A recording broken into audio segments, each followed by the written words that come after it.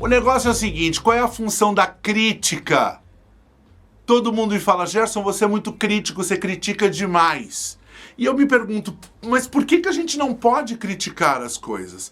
Todo mundo diz, mas você presta um desserviço quando você aponta determinadas falhas ou pontos de melhoria numa obra ou em qualquer produto artístico. Eu acho que tem duas funções na crítica. A crítica, ela é um balizador para público e ela é um balizador para artistas e criadores. Nós temos um hábito aqui no Brasil de que a crítica não deve criticar. Olha só que maravilha. Então, para que serve a crítica? A crítica serve para que a gente possa acompanhar de maneira estética, formal e filosófica uma obra. O que eu quero dizer de maneira estética? Estética, para a maioria das pessoas, hoje em dia, banalizadamente, está ligada à ideia de harmonização facial, mas estética é muito mais do que isso. A estética é a ideia do estudo e do pensamento sobre a forma e o conteúdo, a harmonia.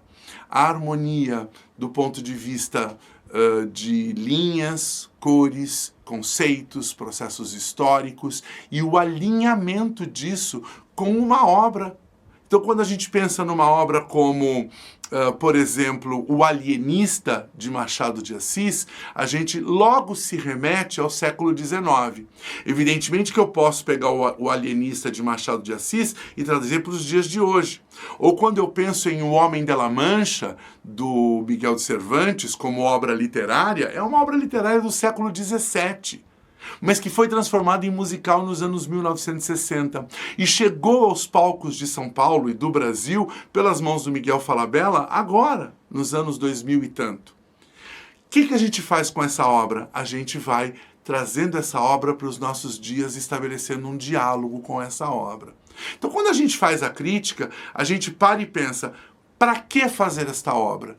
Por que fazer esta obra? Essas são as perguntas que a gente se faz. E quando essas perguntas não são satisfatoriamente respondidas, a gente resolve botar o dedo na ferida e dizer, olha, não tem porquê, não tem para quê, a menos que a gente olhe para essa obra com os nossos olhos de hoje, com os olhos da atualidade. Assim, obras como Kiss Me Kate ou Funny Girl, que são obras um pouco polêmicas do ponto de vista do machismo estrutural, elas precisam ser revistas, ou pelo menos reavaliadas, para que a gente consiga estabelecer diálogo com as novas plateias. Senão, não tem razão de fazer. A crítica se ocupa de pensar, este figurino conta esta história? Este cenário conta essa história e este cenário e este figurino conversam com a luz. A direção musical, ela faz um trabalho no sentido de trazer também a música para o público, de maneira que o público entenda aquele tempo histórico. E, claro, as novas dramaturgias.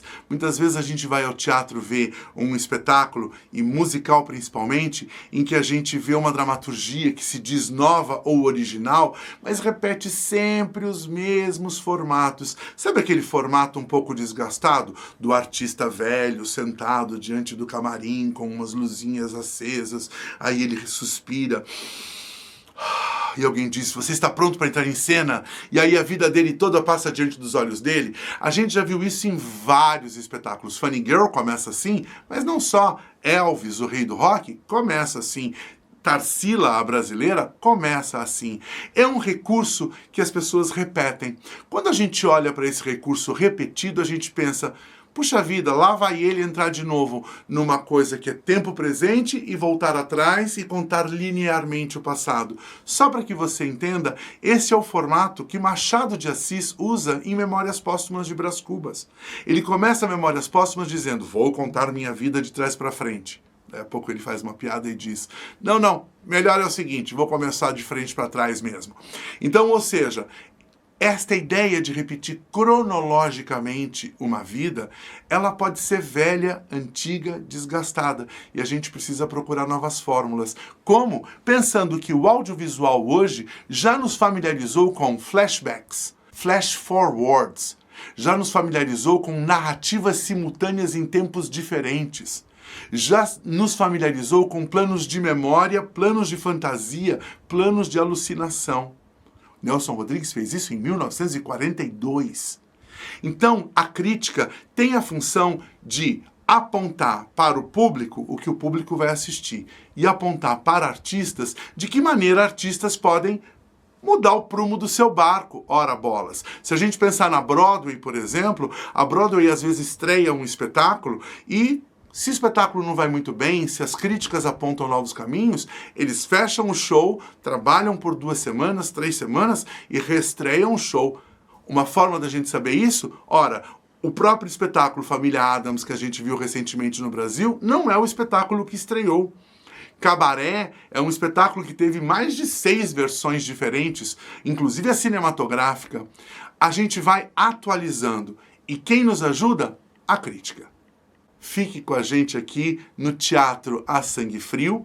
Segue a gente nas páginas, ativa sininho, faz tudo que tem que fazer, deixa comentário e, claro, acessa os produtinhos no encantocorp.com.br/foyer.